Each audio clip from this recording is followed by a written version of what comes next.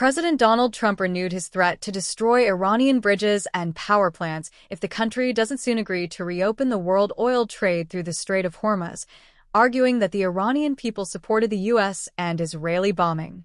The entire country can be taken out in one night, and that night might be tomorrow night, he said Monday, issuing a deadline of Tuesday at 8 p.m. Eastern and pledging destruction by midnight if leaders don't comply. The remarks came during a White House briefing where officials detailed the rescue of two U.S. airmen whose F-15E was shot down Friday over Iran.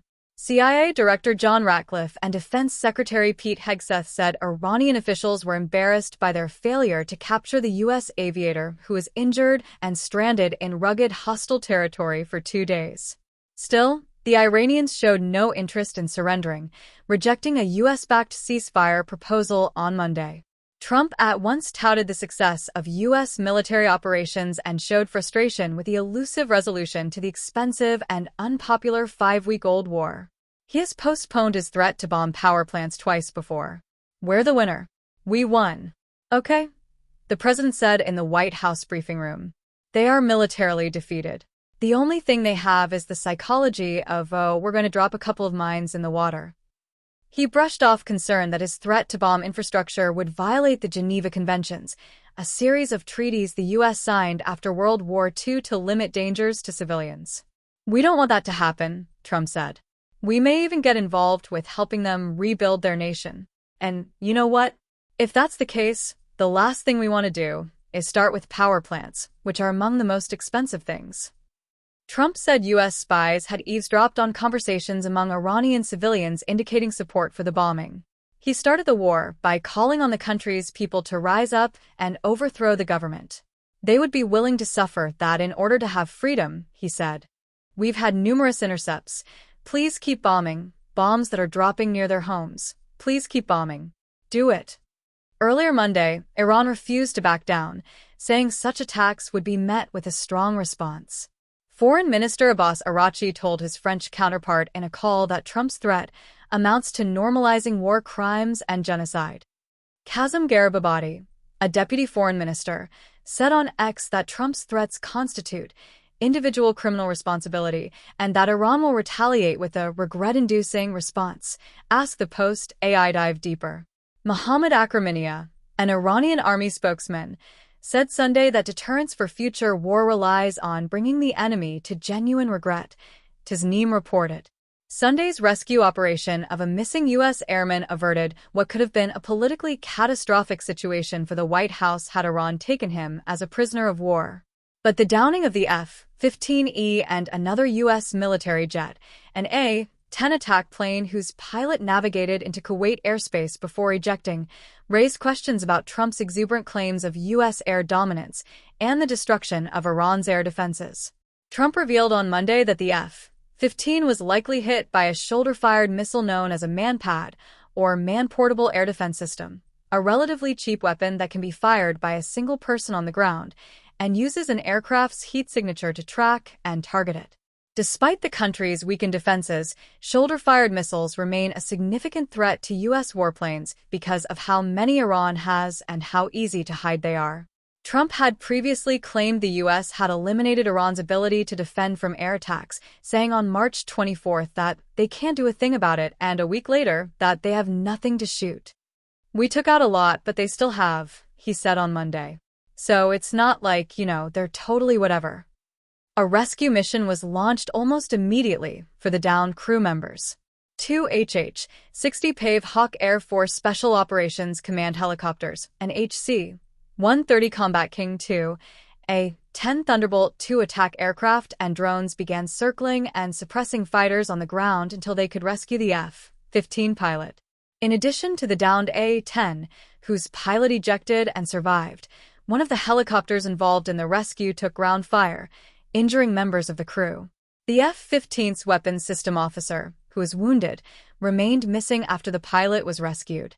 Wounded and bleeding, he had landed far from the pilot and began to move up a 7,000-foot ridgeline to hide.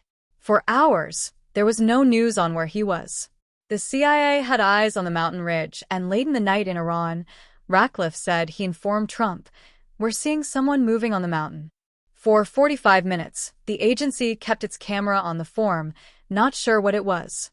Then he stood up, Trump said. And they said, "We have him." More than 150 aircraft soon swarmed different sites to throw off Iranians on the ground as to the location of the airmen. Israel, which assisted in the rescue operation by providing intelligence, announced Monday that it had killed Major General Majid Kademi, the head of intelligence for Iran's Islamic Revolutionary Guard Corps. Kademi's death was confirmed by Iranian news agencies. His predecessor, Mohammad Kazemi, was killed in an Israeli strike during the 12-day war in June. Iran's leaders live with a sense of being hunted, Israeli Defense Minister Israel Katz said in a statement. "We will continue to hunt them down one by one." Iranian officials continued to reject a 15-point U.S. ceasefire proposal, with Foreign Ministry spokesman Ismail Baqi saying at a news conference Monday that Iran finds it excessively demanding, unreasonable, and illogical. On Monday, Baqi said ceasefires often serve to create mere pauses, allowing the United States to regroup and strategize for future attacks, the Tasnim news agency reported. "Deadlines shouldn't cause us to have the slightest doubt in defending our country," Baqi said. He said the transfer of messages continues naturally between intermediaries.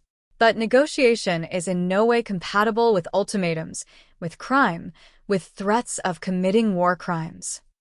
Israel also struck a major Iranian petrochemical facility in Asaluya on Monday after hitting the country's other key plant in Mashhad over the weekend, according to Katz.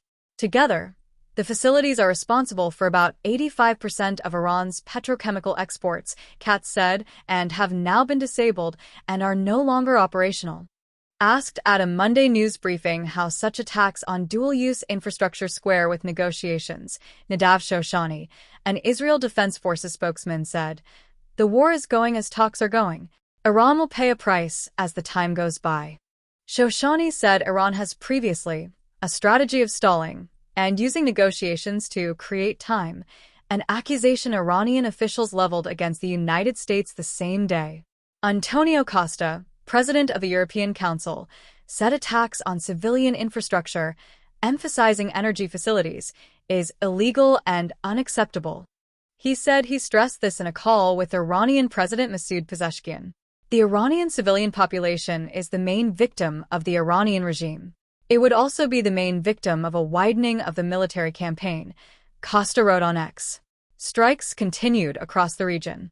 More than 2,000 people have been killed in Iran during the war, according to the International Federation of Red Cross.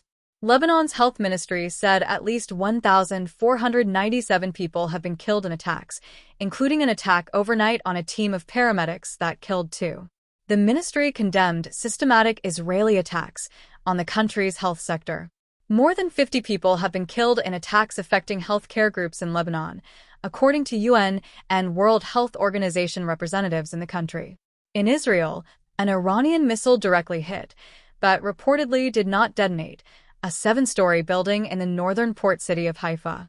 After searching through rubble overnight, search and rescue teams recovered the bodies of 4 people killed and trapped under the rubble. Westfall reported from Jerusalem. Alex Horton in Washington, Lior Soroka in Tel Aviv, and Susan Haydemus in Beirut contributed to this report.